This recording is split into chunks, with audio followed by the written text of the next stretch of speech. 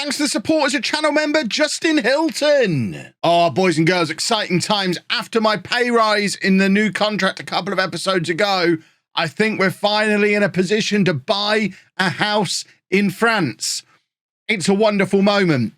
To the Halifax mortgage calculator, I put my new salary in of £1,700 a week, and according to Halifax, I can borrow up to £419,900. But of course, they don't accept pounds in France for some weird reason, so I have to convert it to their money. And in European finance tokens, I'm able to borrow nearly 500,000 of them, which finally makes some properties available on the Rightmove website. There are places in France you can buy houses from, but rather selfishly, they're all in French. And as I'm still very early days on the Duolingo, I can't figure them out. Don't know what's going on. So I've kind of limited to these 11 properties you can buy on Rightmove. I'm very, very close to being able to get a manor house or a farmhouse, a 7-bedroom. Look at it. Can't quite afford it, though. Got no deposit saved up. Very unfortunate. So the only one on here that I can actually afford is this one, which does alarm me a little bit. For 310,000 euros, it's described as house. You see on how some of the other ones, they describe it as a 7-bedroom manor house, put lots of pictures on, you get floor plans, all that kind of stuff. This one, house. No floor plan. No other photos other than this one, which, I mean, that looks like a drawing. I think we've bought, I mean, that one looks more real, but also doesn't look a lot like this one. And they're the only two pictures we've got. We know it's a house within 0 and 2 kilometres of the amenities. We're not going to specify how close to the amenities it is, somewhere between 0 and 2 kilometres. It's a town property, though, and it's newly built. So, yeah, I have a house. It's not exactly the dream house. This quest continues. I can't even see a chair. You can see a couple of chairs for a window. I think it comes with a lady, unless you get this one. Hello and welcome to part 19 of the Tour de France. I'm Kevin. Coming up on today's episode, we have a couple of games against some of our biggest rivals. One in terms of having the best players in the division in Grenoble, and one because they're local rivals. We're starting to figure out an idea of who our local rivals are. And Châteauroux, who we have come across a lot. I guess that kind of indicates their local rivals. All those teams you were seeing a lot down in the lower regional leagues, obviously they're going to be the teams that are our local rivals. Interestingly as well, US Orléans, who are up there pushing us all the way, are also local rivals. But Grenoble were the pre-season title favourites. They're still the title favourites, despite being down in mid-table. And they do have the majority of the best players in the division. So Grenoble are going to be an interesting battle for us. As you can see, we've had a little mini wobble just recently, but we are still top of the league, 3 points clear of Créteil Lusitanos, and then Bastia Orléans we've already looked at. But the biggest news, bigger than all of that, I guess, is we have finally had to sell one of our superstar young players. Stephen Boyd has gone to Marseille. I mean, it's a pretty decent deal for him. They have loaned him back to us to the end of the season. We actually got a pretty decent deal for him, £425,000. I know he's obviously worth a lot more than that. As you can see, he's now in the 3.5 to 6.6 million pound range. But as a tier 3 club, we weren't really in a position to dig in and hold out for a lot of money. So we got 425,000 plus 40% of profit on future sales. So if they sell him in 2 years' time to Paris Saint Germain for 30 million, we are in for a big old payday. Equally, if we get in a position where we can buy him back, we're basically getting him for close to half price. But he's loaned back until the end of the season without us having to make a salary contribution. It is sad that we've lost him, but we saw an episode or two ago just how quickly he'd pushed on and made progress this year. He'd become a proper superstar. He is the second best player in the division, and he's only 18 years old, a French under-19 international. Stephen Boyd, too good for us, really. And we're not going to have him anymore at the end of the season because he'll be playing for Marseille, I imagine. We did bring in 2 other players as well, finally starting to make some use out of our Monaco parent club. Felix Lamarechal is a 21-year-old midfielder who can play central midfield, attacking midfield, defensive midfield. He's on loan until the end of the season for free. as is Thiago Ribeiro, 22-year-old Portuguese defensive midfielder. So we've strengthened the area. We really needed to strengthen our central midfield. We were struggling a little bit in there. We brought in 2 players on loan from Monaco, which should just be the extra pieces of the puzzle that we needed to not have to worry too much about squad depth and all that kind of stuff as the season goes on. We sold a couple of fringe players as well. Abdallah Nouri sold for 15,000. Tio Barisic. These are players we hadn't really used. Camera, who was quite a key player early on. He'd been with us quite a long while. He's moved on to Chartres down in the National 2, so the division below where we're playing. He's not really been a regular player for us for a couple of years now, but he was still knocking around the place. So with the Stephen Boyd transfer and getting rid of some of the fringe players, we are back below the wage budget, quite well below the wage budget, with a week left on this transfer window. So there's the potential for business, although we don't have any transfer budget because we had hardly any retained and we had to pour it all into wage budget. I guess we could. I mean, we could arguably say, oh, we've got 130, but then we wouldn't have any wages. So I'm happy with it looking like that. It brings the balance close to zero again. Financial projection is still a terrifying thing. So I think for as long as we're not in Ligue 1, we are going to have to get used to the fact that we're going to have to sell one of our youngsters every year. I just hope we can limit it to one a year. There's a lot of interest in Michael Oliver. Benfica are really banging on the door trying to get him. And we could do without having to lose both of our young stars in one go. But with all that being said, we do still have Stephen Boyd here for the rest of the season, although he is suspended today. So the team for the game against Grenoble is Mandrea in goal, a back four of Tanard, Deleste, Barrett and Abdallah, Ribeiro at the base of the midfield, Traore and La Marechal ahead of him, and then Gotan and Babai behind 2-2 up front. I can hear there's an engine running outside, so we're getting ready to honk the 2-2 horn, presumably, when he scores in this game. But we just want to make sure that we continue pushing forward to promotion, because, of course, the quicker we get up these leagues, the fewer of our talented young players we're going to have to lose, and the quicker we can get the likes of Stephen Boyd back permanently. If we can get ourselves into the top flight and with a bit of money behind us within a couple of years, while he's still under 21, there's always the possibility we can still get him back before he's an established superstar that we'll never, ever get. If he goes on to be, I mean, I'll keep referring back to the Apollon save from a few years ago, but if he ends up at Ryan Lawson levels, Ryan Lawson left us and ended up as a regular starter at Barcelona for the rest of his career, and we never had the opportunity to bring him back to Apollon because he was an established star at Barcelona. We need to get Stephen Boyd back so he can become the established superstar with us, not Barcelona or Paris Saint Germain or Bayern Munich or wherever he might end up. Obviously, if he doesn't end up on that kind of level, it's less urgent to bring him back, but we have to kind of work on the basis that we're kind of assuming he's going to be that good because he's been great. So let's prioritize getting him back at the club. And to do that, promotions are needed, which are less likely to happen if we lose. And we're 1-0 down against Grenoble here, thanks to that penalty we've just conceded. Ribeiro, though, winning the header, playing it out to Gotan, who is now club captain, by the way. My love of that 18-year-old winger with no real potential continues. I like the cut of his jib. I've said it before, I'll say it again. I'm a big fan of Gotan's jib, and that's why we've made him club captain, and he's thriving as club captain as well. We don't really have a lot of leadership in the squad. We've got a very young squad of players and players who've arrived quite recently, and Gotan, although he's quite young, has been a regular starter for 2 years now for us, and the same can't be said for many players in this team. I'm looking through the team. I mean, Tanard got replaced this year. Barrett's been in and out of the team this year. Abdallah's never really played regularly because of injuries. Same with Tutu, who has just equalised, which is... Do we get the toot? No, because it was disallowed. The car outside knew. I guess Babai has played for as long as Gotan, but he was here on loan for part of it. So actually, looking through the squad, Gotan is the longest serving regular starter in that first team. So he gets the nod on that basis as well. We need to go attacking. This is not acceptable for us to lose against a team down in 12th place. No matter how good they're supposed to be, they haven't actually shown it this season.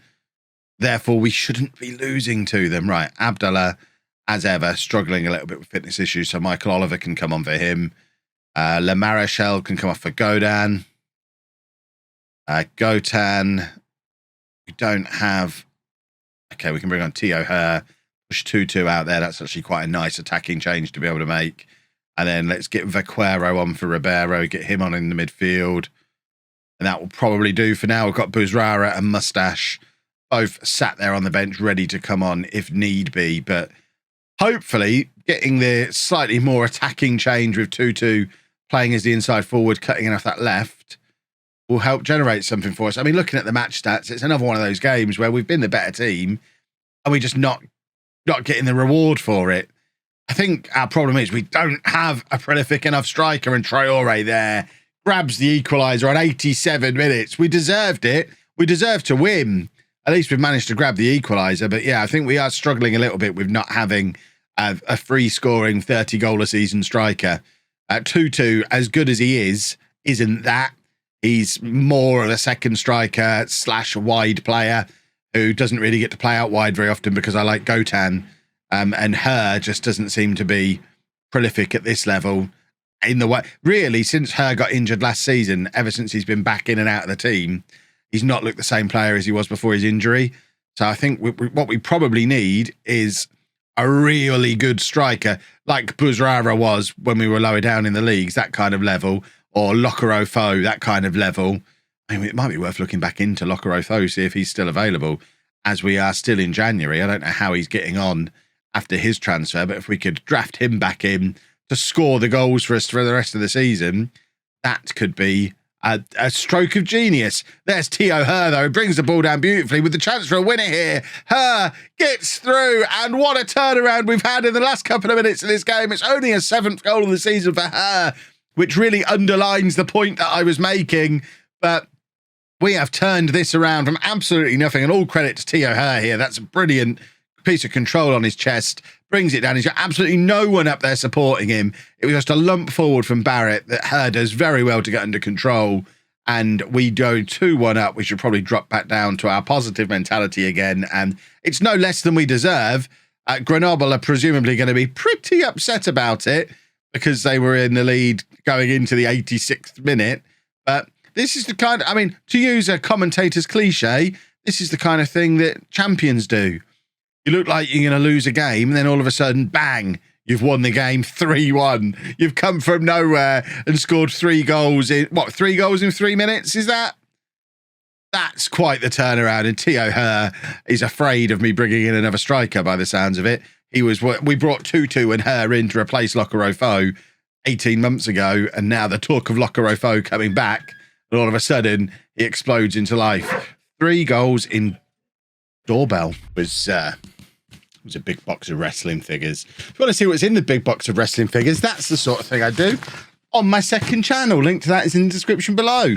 Folks, I just want to take a moment to thank today's episode sponsor, NordVPN. Now, I'm sure we've all run into that problem from time to time where the content that we want to watch isn't available where we are. Whether it's the latest goals on social media, a new series that's hit Netflix in a country that you're not in, or maybe a video game that's not available for sale in your country due to licensing reasons. Football Manager. Or NordVPN is the solution for that, because all you need to do is open up the app, click the country that you want the world to think you're in, the country that your content is in. So, for example, if you're looking to watch sports highlights on social media from the US, you can just click on an address in the US. It takes 1 click. You are there, and now you can consume that content as if you were actually there. It also means if you're about to go on your holidays to another country, but you don't want to miss your favorite episode of your favorite TV show that's only available back home, you can log into home from abroad and do the whole process in reverse and watch your favorite stuff while you were on holiday. You never need to miss your soaps, folks. I know you love your soaps. You can also shop around for the best price, for your streaming platforms or access platforms that aren't available in your country. And bandwidth throttling will be a thing of the past because NordVPN encrypts all of your internet data, so your internet service provider can't slow you down. Plus, you know, there's a load of grown-up benefits as well, like keeping your data safe and anti-malware and all that kind of stuff. But I know you're just here because you want to watch your stuff. And ultimately, if you try it and don't like it, there's a 30-day money-back guarantee. I can't imagine why you wouldn't like it, but you know, it's nice to have the peace of mind. And for the cherry atop the cake, I've got a nice big discount for you when you sign up at nordvpn.com/LOLLUJOVPN. On a 2-year plan, you get a massive discount. You get 1 month for free. What more are you waiting for? The link is down in the description below. Go do it. It's great. I have had a little look to see if we could get Lokorofo back. Alas, it seems not the case.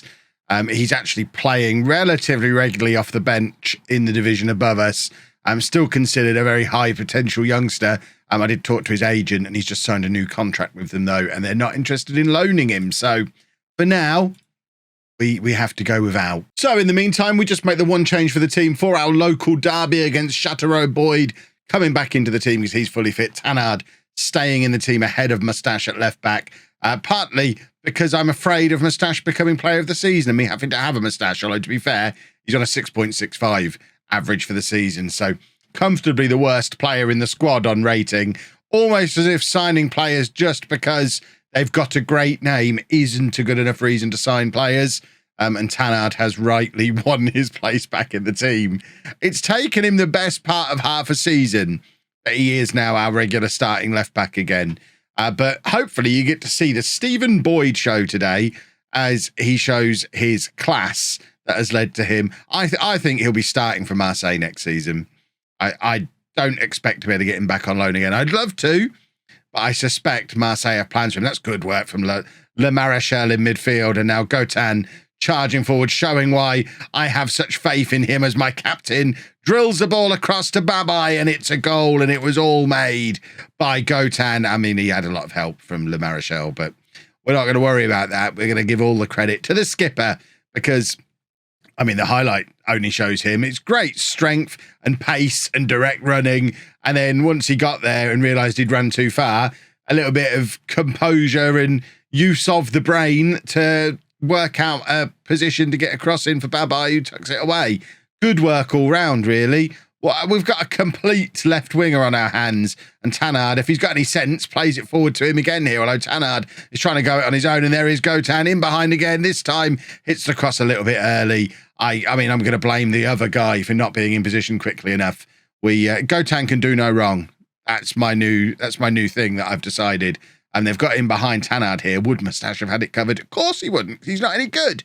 But Tanard doing well to keep them at bay at the moment. Cross comes in. They've got a lot of space in the area here. And I don't know if that's the post or a Mandrea save. Either way, we scramble the ball away and it remains 1-0. Chateauroux are not a million miles away from being in this promotion push themselves.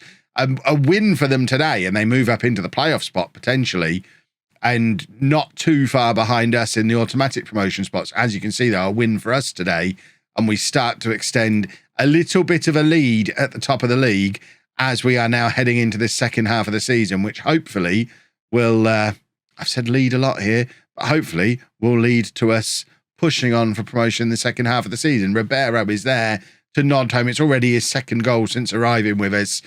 He is, like Le Maréchal, I think both of them are probably a little bit too good for us. The fact that we've got players like that and Boyd all on loan with us, I think they're three players who probably all could be playing a division above where they're playing currently, and they are carrying us a little bit between the three of them. And of course, Gotan, who should be playing internationally for France. I mean, frankly, I can't think of anybody France have got who could do a better job coming in off that left wing than Gotan does, so he should be starting there regularly already. And we've got a breakaway here for Chateauroux, though, but once again, it's Le Maréchal who breaks things up. He's the Mazzala, by the way. Ribeiro's the holding midfielder. Doesn't get as far as him because Le Maréchal gets the tackles in. And now Gotan on the left again. All the attacks come through him. Vaquero missing out on the header there, though. But Abdallah is there to win it back and charge for, trying to play it in for her. It got nowhere near him, and that's such a silly red card for Chateauroux to pick up. Was getting nowhere near the ball, and it's already gone past him by the time he gets brought down. It's a second yellow card just on the edge there. We've got a free kick as well. It's going to be Ribeiro to take. Wish we had David Carter on the pitch, but he's currently unavailable injured, so Ribeiro going to have to show us what he can do, and he can hit a free kick just as well as Carter can. What a goal. 3-0 now against 10 men, and we are killing off Chateauroux's promotion push in one game here. You won't see a better hit free kick than that. That was sensational stuff. 3-0 to Tor, and now it's time for our traditional, we're miles ahead. Let's make a load of substitutions and freshen up the team set of changes that we like to make. Right, I think we might... No. I was toying with the idea of pushing Abdallah forward. I'm now not going to, but Traore can come on and play there. We're going to bring on Godin as well. He can come on for Ribeiro, and then we'll swap those two over. There you go. That works. Get the moustache on. I know you love a bit of moustache. And then we just need to get Tutu onto the pitch somehow. I guess we can bring him on for Babai. And can Her move out to play on the wing? I guess Tutu can play there. Just seems a little bit of a waste to have our best attacker out on the wing. But then I guess if he was our best attacker, we should have started him ahead of Her. And if he wanted to start ahead of Her, he should have scored 2 goals in the last game, like Her did. So Tutu can play out on the wing and like it. Like I say, he's not really a prolific goal scorer. He is primarily someone who is going to cut in off those wings, usually off the left-hand side. But we'll try him on the right. Why not? Chateauroux are in here, and they do have a goal back. That will save us some lovely old money in the clean sheet bonuses. Excellent stuff. And I don't think it's going to be enough for them to drag themselves back into this game. A little bit of a sign of life and nothing more. Now Traore with the in-swinging corner, and Delest is there. And that's 4. And it's easy peasy. We don't need Stephen Boyd. We've got Delest. We're not only bringing them through our own conveyor belt, we can also nick them off of Paris Saint Germain when they get released, like we did with Delest, like we have with Odebert. And it's just, we're just a good team. And we've won again, and we're 5 points clear, 6 points clear of the playoffs, and 8 points, I think, clear of 4th place, the first spot that won't be involved in any kind of promotion shenanigans at the end of the season. Things are looking good. Let's just hope we don't have to sell anyone else before this transfer window ends, because that would be upsetting. If you've enjoyed that, please make sure you leave a nice big thumbs up on there for me. Subscribe to the channel for daily Football Manager videos. And thank you very much for watching.